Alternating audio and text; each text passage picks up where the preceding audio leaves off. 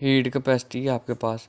Heat capacity मैंने पहले भी आपको बताया कि किसी भी बॉडी की, किसी भी एलिमेंट कंपाउंड की वो खसूसियत जिसमें आप उसे कितने हीट कर आप करते हो तो वो कितना ज़्यादा उसके टेम्परेचर में चेंज आता है। अगर ज़्यादा चेंज आ जाए उसे थोड़ा सा हीट करने से तो उसकी हीट कैपेसिटी कम होती है। अगर चेंज इतना ज़्यादा ना हो और इसके ज़्यादा आप कैलोरीज दे रहे हो तो उसकी हीट कैपेसिटी ज़्यादा होगी, जैसे पानी और रेत का।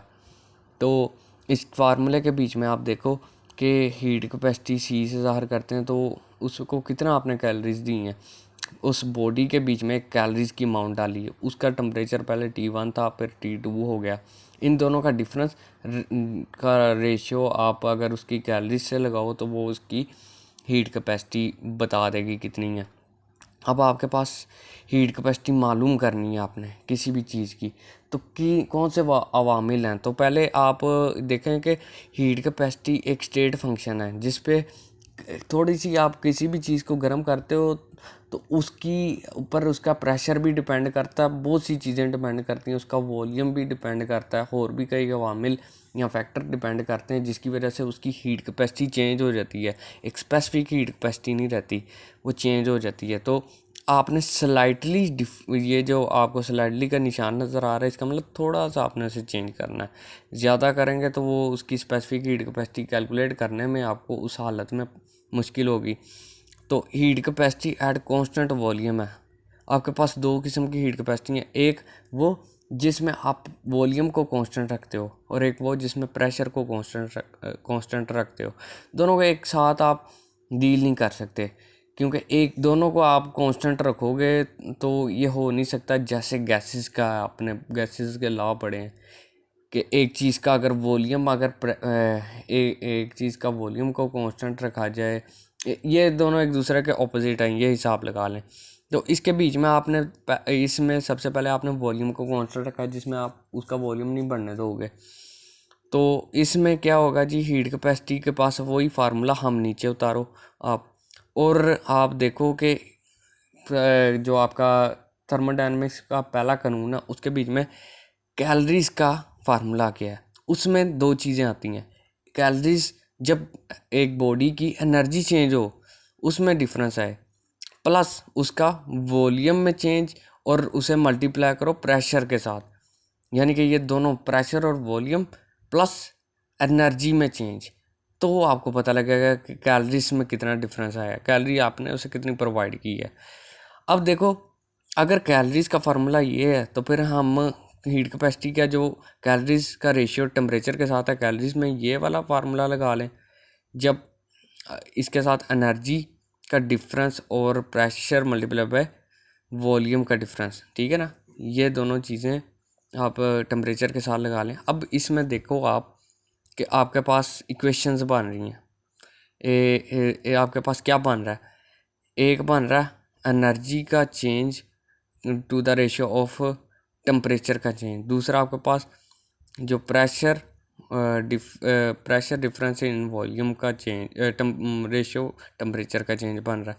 आपने रखा था भाई वॉल्यूम कांस्टेंट, अगर कांस्टेंट रखा तो वॉल्यूम के चेंज में कोई चीज़ फ़र्क नहीं आएगी, जब तो वो ज़ीरो होगा, ठीक है। जो आपके पास वॉल्यूम का चेंज है वो ज़ीरो होगा जब आपने कांस्टेंट रखा हुआ है। तो फिर ये प्रेशर को अपने साथ मल्टीप्लाई करके ज़ीरो कर देगा, ठीक है ना। जब वॉल्यूम में चेंज ही नहीं आना तो फिर प्रेशर का क्या हमें मतलब कि प्रेशर ना तो बढ़ पाएगा ना कम हो पाएगा, ठीक है ना। तो फिर ये उससे ताल्लुक़ तो टूट जाएगा और ये दोनों चीज़ें ज़ीरो हो जाएंगी, इन दोनों का ताल्लुक़ है आपस में। तो आपके पास ये ज़ीरो हो गया और आपके पास फिर जो एक चीज़ ही बचेगी, एनर्जी का चेंज रेशियो टेम्परेचर का चेंज।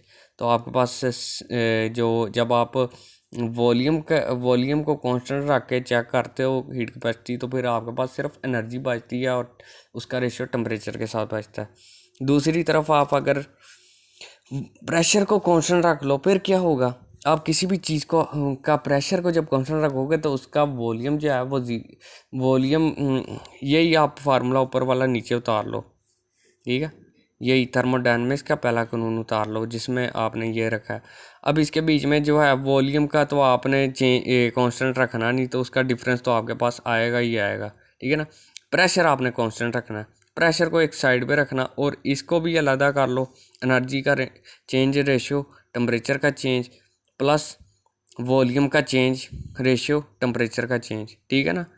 तो इन दोनों को आपने साइड पे कर लिया। ये E/T जो है आपके पास, ये क्या चीज़ बन रही है आपके पास, ये सॉरी, ये जो E+PV है, ये ऊपर वाली आप चीज़ देखोगे क्या है, याद करो ये एंथैल्पी है।